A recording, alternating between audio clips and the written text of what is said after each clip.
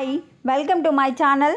ఆంధ్రప్రదేశ్ రాష్ట్రంలో సచివాలయాల ఉద్యోగుల ట్రాన్స్ఫర్ గురించి ఈరోజు వచ్చిన లేటెస్ట్ అప్డేట్ ఏంటనే తెలుసుకుందాం. ఇన్ఫర్మేషన్ నచ్చిన వాళ్ళు వీడియోని లైక్ చేసి ఛానల్ని సబ్స్క్రైబ్ చేసుకోండి. ఉద్యోగుల సమస్యల పరిష్కారానికి త్వరలో మంత్రుల కమిటీ ఏర్పాటు చేస్తున్నట్లు ఆర్థిక మంత్రి అయిన పయ్యావుల కేశవ్ చెప్పారు.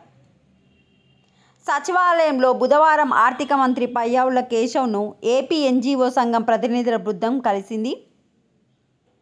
ప్రభుత్వ ఉద్యోగులను వెంటనే పీఆర్సీ వేయాలి, జూలై 2023 నుంచి పీఆర్సీ ఇవ్వాలి, ఉద్యోగుల ఆర్థికేతర సమస్యలను వెంటనే పరిష్కరించాలి, గ్రామ వార్డు సచివాలయాల మిగులు ఉద్యోగులను వివిధ శాఖల్లో సర్దుబాటు చేయాలి, పదోన్నతులు కల్పించాలని సంఘం నేతలైతే కోరారు. ఏపీ ఎన్జీఓ సంఘం నాయకులైతే మీ గ్రామ వార్డు సచివాలయాల ఉద్యోగుల గురించి మంత్రి గారికి అయితే చెప్పడం జరిగింది. ఇంకో అప్డేట్ ఏంటంటే గ్రామ సచివాలయాల నుంచి వార్డు సచివాలయాలుగా మారిన 114 సచివాలయాల్లో ఉద్యోగులను తిరిగి గ్రామ సచివాలయాల మాదిరిగా రీగ్రూపింగ్ చేయాలంటూ గ్రామ వార్డు సచివాలయాల శాఖ ఉత్తర్వులు జారీ చేసింది.